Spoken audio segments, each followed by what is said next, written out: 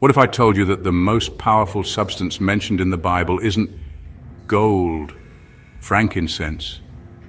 What if it's something you have in your kitchen right now, something so common, so ordinary, that its true meaning has been hidden in plain sight for centuries? I'm talking about salt. You sprinkle it on your food without a second thought. But what if this simple white crystal holds a secret? A secret so profound it could change everything you think you know about ancient scripture, power, and the very nature of faith itself. It's a question that might make you uncomfortable. Is salt the Bible's hidden magical weapon? They tell you it's just a seasoning, a preservative, a metaphor for being a good person. But is that the whole story, or is that just the simple answer they want you to believe? When you look closer, the references to salt in ancient texts are strange. They are powerful. They speak of covenants that last forever, of judgment that is absolute, and of a purity that can cleanse the soul. Why would this everyday mineral be tied to such immense divine concepts? Why does it appear at critical moments, sealing pacts between man and God and marking moments of terrible destruction? It doesn't quite add up. The truth is, we've been encouraged to overlook it. We've been taught to read these passages and move on. But the questions linger, don't they? Why was Lot's wife turned into a pillar of salt and not stone or sand? Why did Jesus tell his followers they were the salt of the earth, a phrase we now use so casually? What did it truly mean to them in their time? It suggests a power, a vital importance that we have long forgotten. This is about a hidden current of power running through our most sacred stories. A power that was understood, respected, and perhaps even feared by our ancestors. For thousands of years, salt was worth more than gold. It started wars, it ended wars, it built empires, it brought them to their knees. To think that its role in the Bible is merely symbolic is to ignore the weight it carried. We're going to peel back those layers. We're going to ask the question they don't want you to ask and follow the evidence wherever it leads. To find the answer, we must walk a path that has been deliberately obscured. This journey won't be a simple one. It will take us through the dusty pages of Scripture, far beyond the comfortable Sunday school stories. We will dig into the verses that mention salt, not as metaphors, but as active agents in the narrative. We will examine the unbreakable covenants of salt made with God and question what made this substance the ultimate seal of a divine promise. We have to look at the text with fresh eyes, unburdened by centuries of tradition that may have been designed to hide the truth. But our journey doesn't end with the Bible. To understand the power of salt, we must step back into the ancient world itself. We'll travel through history to a time when salt was a form of currency, when soldiers were paid in it, the origin of our word salary. We will explore the vast trade routes. We'll see how its ability to preserve food was the difference between life and death, between a thriving civilization and a forgotten ruin. From there, our path takes a turn into a darker, more mysterious realm, the realm of ritual, magic, folklore. They used it to ward off evil spirits, to purify sacred spaces, and to cast blessings and curses. Is it a coincidence that these practices mirror the themes of judgment and purity found in the Bible? Finally, we will bring our investigation into the modern age. We'll look at the cold, hard science, its chemical properties, its crucial role in the human body, and its power to halt decay on a microscopic level. Does science debunk the magic of salt, or does it, in a strange way, confirm it? Does it reveal that our ancestors simply had a different name for a power that is very, very real? This is the path we will walk together. Scripture, history, ritual, science, the truth about salt is waiting. Before we can even begin to understand salt's place in the Bible, we have to forget everything we know about it. Forget the cheap shakers on your table. Forget the massive bags stacked in the supermarket. You need to imagine a world where salt was scarce. A world where its presence was a sign of immense wealth and its absence a slow, creeping death sentence. In the ancient world, salt wasn't just a seasoning. For many civilizations, it was far more precious than gold, because you could live without gold. You could not live without salt. Our ancestors understood this on a visceral level. They knew that the human body craves salt. They saw how it was essential for the health of their livestock, the very animals that fed them and plowed their fields. In the searing heat of the Middle East, where sweat leached vital minerals from the body, salt was a matter of daily survival. Finding a reliable source of salt was like finding a spring of fresh water in the desert. It was the foundation upon which communities could be built, a resource so fundamental that entire settlements would rise or fall based on their access to it. It was life itself crystallized. This scarcity drove its value to incredible heights. Men would risk everything to mine it from the earth or harvest it from the sea. They would trek for months across treacherous terrain, braving bandits and blistering sun just to transport it. The great salt routes, like the Via Salaria in ancient Rome, were the arteries of empires, pumping this white gold from the sources to the cities where it was desperately needed. These routes were not just trade paths, they were lifelines. Control the salt and you controlled the people who depended on it. This wasn't a metaphor. It was hard, brutal reality. So when we read ancient texts, we must carry this weight in our minds. Every mention of salt is loaded with this forgotten significance. To offer someone salt was a gesture of immense respect. To share salt was to forge a bond. To be denied salt was to be cast out.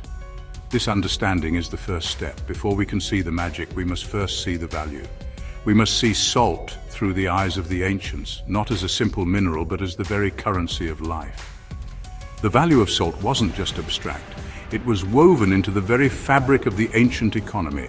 It was a currency, a tangible form of payment that was practical and universally desired. You couldn't eat gold. You couldn't use silver to preserve your winter food stores. But salt had real practical power. The Roman Empire understood this perfectly. At times, their legionaries were not paid in coin, but in salt. This payment was known as the salarium argentum.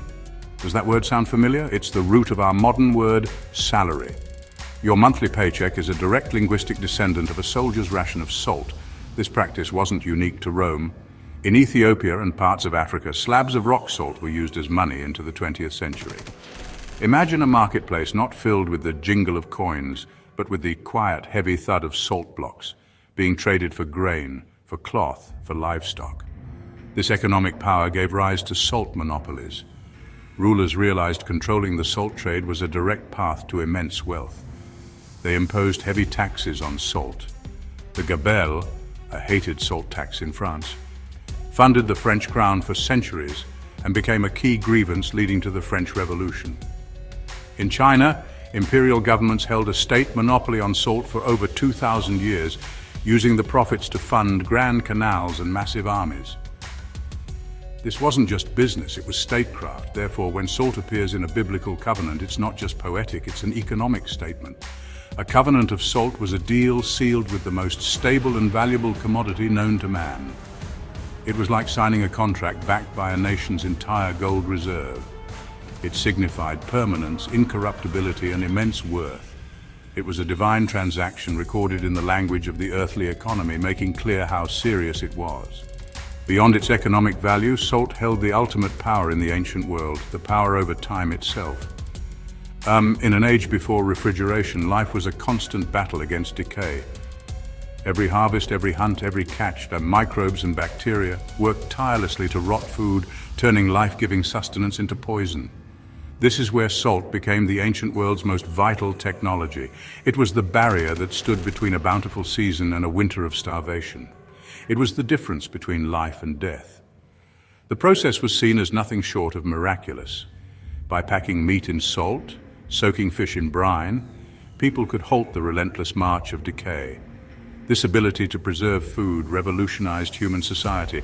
It allowed for long-distance travel. It allowed for the growth of cities. Salt preservation was the technology that enabled civilization to expand, to plan, and to endure. Think about what this meant. Salt could stop death, or at least the small death of decay. It kept food pure and edible. It drew out the water, the very element that seemed to foster rot, and left the food clean and lasting. To the ancient mind, this wasn't chemistry, it was a fundamental power. Salt was a purifying agent. This perceived ability to ward off corruption and decay naturally bled into their spiritual and symbolic understanding of the world. This dual nature is critical. Salt was a life-giver. It made food last, allowing communities to survive, but it also had a darker side. An excess of salt could be just as deadly. It could poison the land, rendering it barren and sterile for generations. Armies would salt the earth of their conquered enemies as the ultimate act of destruction. The city of Carthage was famously said to have been sown with salt by the Romans. So salt held a perfect, terrifying balance. It was both the agent of preservation and the instrument of total desolation, a taste of life and a taste of death. When we open the Bible to look for salt, one of the first and most terrifying images we find is in the book of Genesis. The story is famous. Sodom and Gomorrah, rife with sin, are marked for divine destruction. Lot and his family are permitted to escape. Escape for your life, do not look back. As fire and brimstone rain down from the heavens, consuming everything, Lot's wife disobeys. She looks back, and in that instant she is transformed into a pillar of salt. But why salt? Why not stone or ash or dust? This detail is not accidental. It is a deliberate and powerful statement. The choice of salt here is a message of absolute and permanent desolation. As we've seen, armies would salt the earth of their enemies to make the land barren forever. It was the ultimate curse, a symbol of sterility and a future denied. By turning Lot's wife into a pillar of salt, the story is telling us that her fate is sealed with the same finality. She becomes a monument to the very thing that destroyed the cities she longed for, a sterile, lifeless end. This pillar stands as a permanent warning. It carries the power of irreversible transformation. It represents a state of being that is caught between preservation and destruction. She is preserved, but only as a monument to her own demise. It is the first stark clue to salt's hidden role. We move forward centuries from the Old Testament to the New. Here we find one of the most famous phrases ever spoken: "You are the salt of the earth." Jesus says this to his followers. But to the crowd listening that day, it meant something far more profound and urgent. They understood the weight of salt. They knew it was a powerful preservative, the one thing that could stop the relentless spread of corruption and decay. When Jesus called them the salt of the earth, he wasn't just giving them a compliment, he was giving them a mission. He was telling them that they were the world's preserving agent. In a world spiraling into moral and spiritual decay, they were to be the element that halted the rot. But then comes the warning. But if the salt loses its saltiness, how can it be made salty again? The salt the people used back then was not our pure, refined table salt. It could have its salty compounds leached away, leaving behind a useless, tasteless mineral dust. It is no longer good for anything except to be thrown out and trampled underfoot. This is the real power of the metaphor. Jesus is saying that his followers must maintain their essential quality. If they become diluted by the world, they lose their purpose. They are no longer agents of preservation, but are instead good for nothing but to be discarded. In the Old Testament, salt is used to seal the most solemn and unbreakable of promises. In the books of Leviticus and Numbers, we find the phrase covenant of salt. When God establishes the priesthood with Aaron, he calls it a covenant of salt forever. When he establishes the eternal kingdom with King David, it is also described as a covenant of salt. This was not just poetic language, it was the ancient equivalent of signing a contract in indelible ink and casting it in iron. It signified a promise that was permanent, incorruptible, and eternally binding. Why was salt the chosen symbol for this ultimate promise? Because of its very nature. Salt was the great preserver. It stopped decay. It was a symbol of permanence in a world where everything else faded away. All sacrifices and grain offerings brought to the temple were commanded to be seasoned with salt. This meant that every single act of worship was a reaffirmation of this unbreakable, salt-sealed relationship. The absence of salt rendered the offering incomplete, unacceptable. It was the tangible signifier that the relationship was still in effect. It was the taste of eternity, a physical reminder of God's unchanging commitment present in every sacred offering. The Bible laid the groundwork, but what happened to these beliefs after the biblical texts were written? They didn't just disappear, they seeped out of the sacred scriptures and into the bloodstream of folklore and magic. It became the common person's first line of defense against a world they believed was filled with unseen dangers, malevolent spirits, and dark forces. One of the most widespread and enduring magical practices is the use of a salt circle. A hero, cornered by some demonic entity, hastily pours a ring of salt on the floor and steps inside. The creature cannot cross. This isn't just a fantasy trope, it's a folk ritual with incredibly deep roots.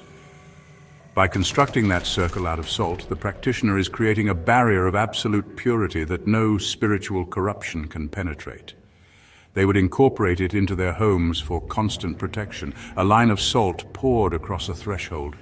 Fishermen would salt their nets. Parents would place a few grains of salt in a newborn's cradle. The biblical symbol of purity had become a practical everyday tool for spiritual warfare. The connection between biblical principle and later ritual is nowhere clearer than within the Christian church itself. For centuries, one of the most powerful tools of the church against evil has been holy water. But what many people don't know is that in many Christian traditions, the official rite for making holy water involves a crucial, non-negotiable ingredient: salt. Blessed salt. The prayers said during this rite are explicit. The priest prays that every delusion and wickedness and wile of devilish deceit will be driven away. The salt is called a creature of God that is being used to defeat the enemy. The water cleanses, but the salt provides a lasting shield against corruption. This practice shows a direct, unbroken line from the Old Testament. Just as salt was required to make a sacrifice acceptable to God, it is required to make water into a powerful weapon against evil. So when a priest sprinkles holy water, he is not just sprinkling water, he is sprinkling water that has been fortified with the ancient biblical power of salt. The perceived magic of holy water is, in large part, the perceived magic of the salt within it.